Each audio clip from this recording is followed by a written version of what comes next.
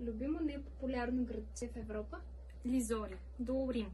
Какво за теб е Еразъм? Едно пъстро приключение възможност. Твоят съвет как да се подготвим за соло пътуване? Със сигурност много клипчета. Първото нещо, което трябва да видите е как да се оправите с градския транспорт. И всичко вече на картата. И сте готови. Най-странното нещо, което си яла в Корея?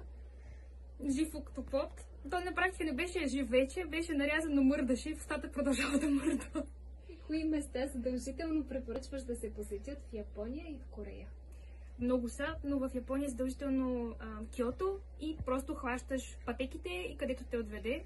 А в Корея задължително кафенетата, просто това е цял един нов свят и дворците с традиционна рокля. Така да си живеем мечтата на корейска принцеса.